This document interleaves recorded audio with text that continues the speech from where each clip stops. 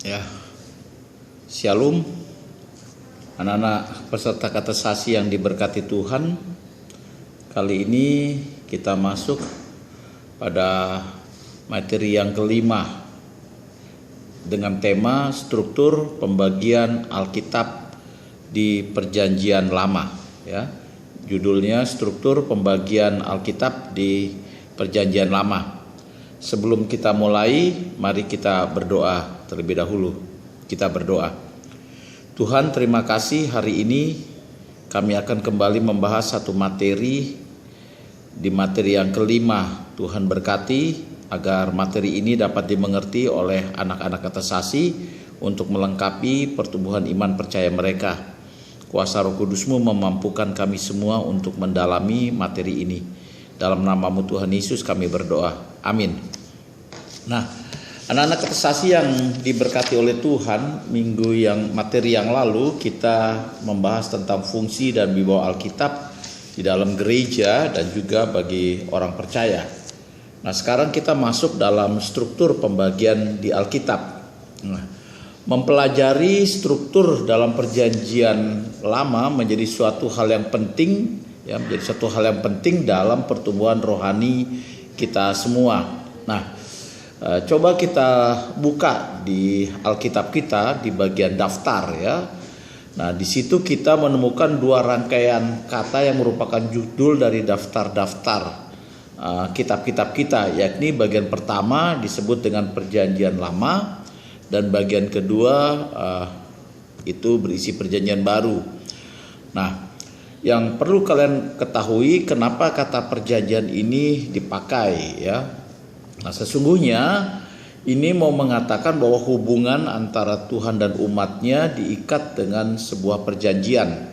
Nah, layaknya sebuah perjanjian tentu ini melibatkan dua pihak, yaitu dalam Perjanjian Lama ini yaitu pihak Allah dan juga pihak manusia, ya, pihak Allah dan pihak manusia.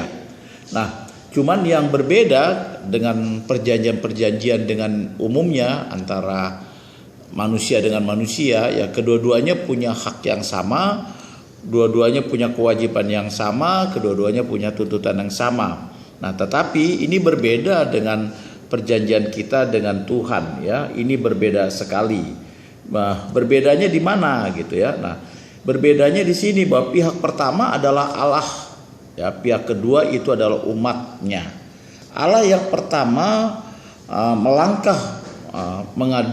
mengadakan perjanjian dan kita pihak kedua hanya menerima. Jadi perjanjian ini inisiatif prakarsa daripada Allah yang melakukan sebagai pihak yang pertama. Sedangkan kita manusia pihak kedua yang hanya menerima, ya, apa yang Allah janjikan, ya, apa yang Allah janjikan dan ajukan sebagai prasyarat.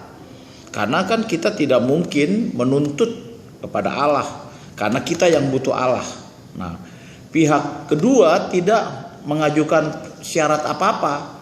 Ya, pihak kedua tidak mengajukan syarat apa-apa. Siapa? Ya, kita ini. Kita tidak mungkin dong, ya, mengajukan prasyarat kepada Tuhan.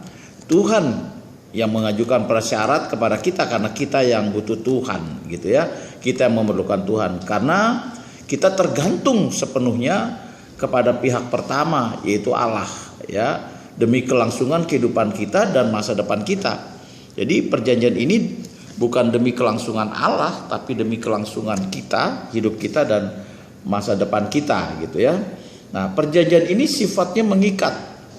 Allah mau menjadi Allah bagi kita. Dia Allah yang siap memberkati, Dia Allah yang siap senantiasa menyertai hidup kita. Tapi tuntutannya kepada kita adalah kita setia taat kepada Tuhan. Nah, ya, jadi istilah perjanjian demikian. Nah, perjanjian lama itu dibuat antara Allah dan manusia sederhananya sebelum peristiwa kelahiran Tuhan kita Yesus Kristus. Jadi kalau dibilang perjanjian lama, ya semenjak kejatuhan manusia dalam dosa sampai sebelum Yesus datang. Nah, sesudah Yesus datang, maka perjanjian itu antara kita dengan Yesus melalui darahnya. Darah Tuhan kita Yesus Kristus yang telah menebus dosa dan salah kita, dan kita ada dalam satu ikatan perjanjian keselamatan dalam Yesus. Sehingga sederhananya dalam Alkitab kita ada juga yang disebut perjanjian baru. Perjanjian baru itu artinya perjanjian di dalam Yesus Kristus, ya. Nah, ini kelanjutan ya daripada perjanjian lama yang tadi sudah sedikit Bapak Pendeta jelaskan. Jadi kalau kalian buka daftar, ada 66 kitab dibagi dalam 2 bagian besar, satu perjanjian lama, satu perjanjian baru. Nah, perjanjian itu mengikat dua belah pihak, Allah permakarsa, Allah yang melakukan itu dan kita menerimanya, Allah yang menuntut kita, Allah yang meminta kita untuk mentaati dan sebagainya. Kita tidak punya syarat apa-apa pada Tuhan karena kita bersyukur. Allah mau mengikat perjanjian dengan kita saja, kita bersyukur karena kita manusia berdosa. Kita membutuhkan Tuhan untuk hidup kita dan masa depan kita. Nah, perjanjian lama itu kemudian diperbaharui di dalam Yesus Kristus setelah manusia gagal untuk mentaati perjanjian itu dengan setia dan taat. Maka kemudian Yesus Kristus datang, yaitu memperoleh perjanjian melalui darahnya, sehingga kita ini menjadi umat tebusannya. Sehingga perjanjian baru adalah perjanjian di dalam dan melalui Yesus Kristus.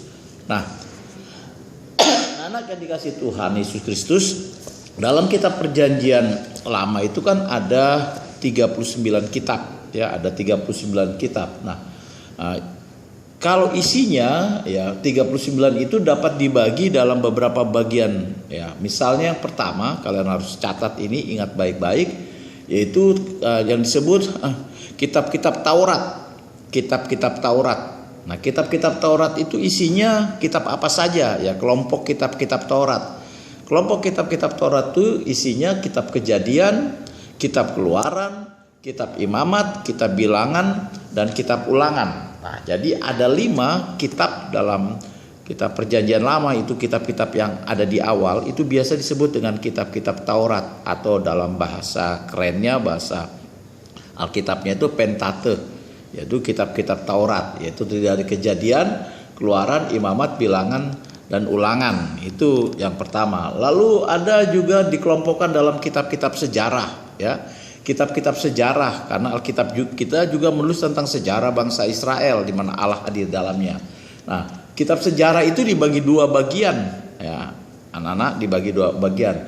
Kitab sejarah yang pertama, ya, kitab sejarah yang pertama itu terdiri dari kitab Yosua, ya, kitab Yosua, lalu kitab Hakim-Hakim, lalu kitab Rut, lalu kitab 1 Samuel, kitab 2 Samuel, lalu kitab 1 Raja-Raja dan 2 Raja-Raja. Nah, itu kitab sejarah yang pertama. Nah, kitab sejarah yang kedua adalah kitab 1 Tawarikh, 2 Tawarikh, lalu kitab Esra, kitab Nehemia, dan kitab Ester. Nah, jadi itu kitab sejarah yang kedua.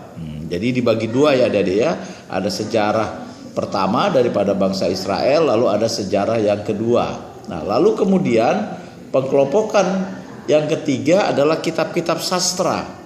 Nah, kitab-kitab sastra itu bisanya juga disebut kitab-kitab hikmat, kitab-kitab hikmat. Nah, coba kalian pikir-pikir, di Alkitab kita kitab-kitab hikmat kira-kira apa ya, yang isinya banyak nasihat, yang isinya banyak petunjuk-petunjuk hidup praktis dan sederhana untuk dilakukan. Ya, mungkin kalian bisa menjawab dalam hati mereka, dalam hati kalian masing-masing. Ya, betul ya. Mungkin ada yang menjawab pertama Ayub, kitab Ayub. Nah, itu juga kitab hikmat. Kita belajar dari mana Ayub mengatasi, memahami penderitaan yang dialami. Lalu kedua kitab Mazmur, ya, Mazmur Daud yang orang biasa kenal dengan istilah Mazmur Daud, ya. Itu juga berisi daripada hikmat, tapi dia dikelompokkan dalam kitab sastra. Lalu kedua kitab Amsal. Nah, ini yang lebih terkenal. Awal daripada pengetahuan ialah takut akan Tuhan. Nah, kitab Amsal. Lalu kemudian kitab Pengkhotbah. Ya, Pengkhotbah ini terkenal dengan istilah banyak ungkapan segala sesuatu di bawah kolong langit ini sia-sia. Apa yang ada tuh sebentar lagi akan tiada. Tapi ada satu yang tidak sia-sia. Apa itu? Takut akan Tuhan. Nah, kitab Pengkhotbah, ya. Lalu kemudian kitab Kidung Agung. Nah, kitab Kidung Agung. Nah, ini kisah tentang cinta kasih, ya, cinta kasih sebagai anugerah Allah. Jadi ini merupakan kitab-kitab sastra, apa yang masuk dalam kitab-kitab sastra yang biasa juga sebut juga kitab-kitab hikmat. Lalu ada kitab-kitab nubuat, ya, masuk dalam nubuat. Nah, dalam nubuat ini dibagi dua, anak-anak, dibagi dua. Yang pertama nabi-nabi besar. Nabi-nabi besar misalnya kitab Yesaya, lalu Yeremia, lalu kitab Ratapan. Nah, lalu kitab Yehezkiel dan kitab Daniel. Nah, ini dikelompokkan sebagai nabi-nabi besar, kata ya, pengaruhnya luar biasa, daerah pelayanannya luas, masa pelayanannya luar biasa gitu ya. Lalu kedua adalah nabi-nabi kecil. Nabi-nabi kecil bukan berarti mereka tidak ada artinya, berarti karena disampaikan firman Tuhan. Firmannya tetap luar biasa. Nabi besar kecil itu mengucapkan firman Tuhan dan luar biasa. Nah, tapi ini kelompok nabi kecil bukan berarti firman yang kecil ya, firman tetap luar biasa gitu ya. Yang pertama adalah kitab Hosea, lalu ada kitab Yoel, lalu ada kitab Amos, lalu ada kitab Obadjah, lalu ada kitab Yunus, lalu ada kitab Mika, ada kitab Nahum, ada kitab Habakuk, lalu ada kitab Zefanya, lalu ada kitab Hagai, lalu ada kitab Zakaria, lalu ada kitab Maleaki. Nah, jadi itulah isi perjanjian lama. Kalau mau dikelompokkan kitab-kitab itu ya, adik-adik yang dikasih Tuhan, anak-anakku, jadi ada dibagi dalam 4 kelompok besar, yaitu kitab Taurat, kitab sejarah, kitab sastra atau hikmat, yang terakhir kitab nubuat. Nah, pembagian ini memang berdasarkan isinya. Kalau Taurat itu bicara tentang hukum-hukum Tuhan yang pertama kali diturunkan kepada bangsa Israel, lalu sejarah bagaimana bangsa Israel keluar dari Mesir lalu masuk di Kanaan, mereka membangun kehidupan baru dipimpin oleh Yosua yang pertama, lalu dipimpin oleh hakim-hakim ya, lalu bagaimana awal mula adanya raja-raja dalam kehidupan mereka sebagai sebuah bangsa dan menjadi sebuah bangsa, itu ditulis dalam sejarah mereka. Lalu apa yang terjadi dalam kehidupan kerajaan-kerajaan di zaman itu. Lalu kitab sastra atau hikmat, bagaimana nasihat-nasihat diberikan untuk kehidupan umat Tuhan saat ini dalam berupa tulisan-tulisan sastra yang menarik, yang indah, yang isinya luar biasa. Lalu kemudian ada kitab nubuat ya, tentang apa yang akan terjadi, namanya juga nubuat, sesuatu yang akan terjadi dan pasti terjadi. Dan nubuat yang paling luar biasa itu kedatangan Mesias, juru selamat Tuhan kita Yesus Kristus itu. Nah, dengan pembagian ini kalian dapat memahami dan mengerti lebih mudah lagi isi daripada struktur daripada perjanjian lama yang kita miliki ya, adik-adik yang dikasih Tuhan. Nah, kira-kira itu materi tentang isi daripada struktur kitab perjanjian lama. Nanti pada materi selanjutnya kita masuk dalam struktur materi perjanjian baru. Kalian catat itu, lalu kalian coba melihat, nanti kalau waktu kita evaluasi kalian sudah menguasai ya. Kalian harus belajar terus dengan waktu yang ada, sebab Pak Pendeta akan undang kalian secara mendadak untuk pertemuan. Jadi pada pertemuan itu langsung evaluasi. Pak Pendeta tidak akan bilang besok, lusa, tapi tiba-tiba Pak Pendeta minta kalian kumpul. Nah, kalian harus sudah siap, tidak ada lagi kenal tidak siap ya. Kalau kalian tidak ada pulsa untuk melihat apa materi ini karena tidak ada kuota, kalian bisa datang di gereja, karena di gereja wifi-nya ada, kalian bisa mencatat di gereja, jadi membantu menghemat ya untuk kuota kalian. Baik, sampai di sini dulu. Tuhan Yesus berkati kita semua. Mari kita berdoa. Terima kasih Tuhan untuk materi ini, materi yang telah kami bahas bersama tentang struktur dari perjanjian lama. Tuhan berkati, kiranya materi ini dapat dimengerti dan dipahami dengan baik anak-anak-Mu. Terima kasih, inilah doa kami dalam nama Tuhan Yesus kami berdoa. Amin.